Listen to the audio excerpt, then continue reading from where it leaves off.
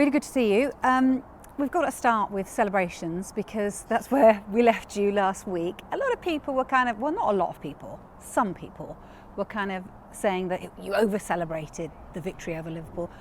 Given the fact that you did win, you beat Liverpool who are top of the table, and the fact that you sort of put yourself right back in the title race, is that the measure of what that victory meant to you, and those celebrations were part of that? Yeah, because we love winning, but at the end my feeling that it was extremely positive vibe after the match, and everything that I got from that day has been pride and acknowledging that the team had a really good game against one of the best opponents in the world, and we managed to win the game, and we merit to do so, and I leave it there, and that's it, and the rest is something we cannot control, and certainly when we have that emotion after the game, I want to continue to have that emotion because we know how hard we work to earn it. Is it important for you to stay in a positive place? You know, because obviously there are times when you do lose games, and is it important to come away from that and stay positive all the time? For sure, and but as well keeping your feet in the ground and understanding that the next game is going to be a completely different story. You're going to have to earn it, but in the moment we have to enjoy it, you know, in a respectful way for sure. But if you want players to play with that kind of passion and emotion after the game, they show it as well. They went on the floor because they were exhausted, and that tells you that they are natural with the body language. When they are exhausted, they go on the floor. When they are happy, they show their emotion, and I think we have to praise authenticity, because if we don't, okay, what if? Did you have to have a discussion about it this week, or have they just come back to training and kind of they move on? No, they know. We win the game, we review the match, and then is how can we become better? You know, continue to do a lot of the things that we are doing really well, and continue to improve as a team. Mikel, is now your moment, because Erik ten Hag, when he got the job at Manchester United, he talked about the fact that eras come to an end, and he was talking about Liverpool and Manchester City and their dominance. Given the fact that Klopp's era is going to come to an end, Pep's been there 8 years, do you feel this could be Arsenal's moment to finally start dominating football again in the Premier League? At the moment we are trying to get through to that level that they have said that is something unprecedented in this league and in their history. So we are trying to reach to that level, to elevate ourselves to that level and see if we can achieve it. How do you do that?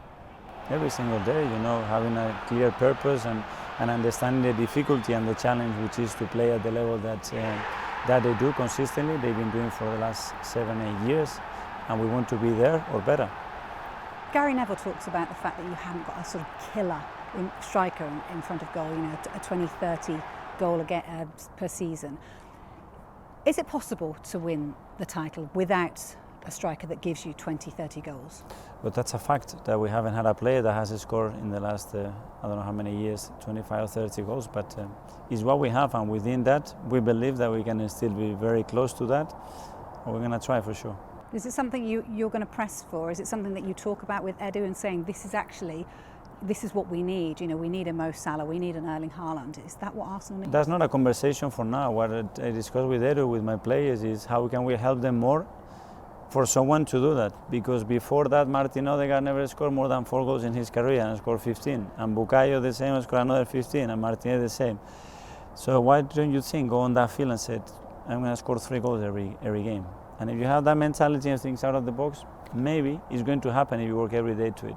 If you don't even think about it, I don't think it's going to happen. Some players that really are shining a bit of a light at the moment, certainly Georginio was epic against Liverpool. Why was that? Why was he so good, do you think? Well, I'm not surprised because he's done it, you know, and when you look at his career and the ability that he has in these big games to deliver big moments, it's incredible, and that's why we decided to bring him in. And big credit to him, because as well, when you're not playing regularly, to have the ability to have the performance that he had, it was incredible. If he goes, you'd miss that, right? For sure. So you need to keep it's a really important place for us. I think he's brought something unique to the team. His leadership, his understanding of the game, his capacity to coach and to determine what is needed in every moment of the game. And that's a unique quality that's very difficult to find. He had this nickname, I know Thomas Tuchel told me once that he's got this nickname of radio because he talked so much. Does he still do that? Does he shut up ever? He's got this balance of being extremely professional and committed and serious about his job, and then this other Georgie that is so much fun and entertainment and joy to have around, and that's a real skill. Just finally, you're sat here on a bench with me, but you were rubbing shoulders with royalty. How was that? How was it for them? How was it for you? It was a great experience. First of all, being part of the Air Ambulance charity and the amazing work that they do. And they need a lot of support. We are fully committed to deliver everything that we can personally, as well. The club has been brilliant to support, and we want the best city in the world. And to do that, we need to make it very safe. And if something happens, have the tools and the solutions to save somebody's life. And what they do is incredible. And it was a great night. It was a great experience, and hopefully that service can continue to be in our city. Wise words. Just finally, in terms of, you sat by Tom Cruise as well, and I was thinking, Mikel, if there was a film about Arsenal, would you want Tom Cruise to play you? Yeah, for sure. He's an absolute legend.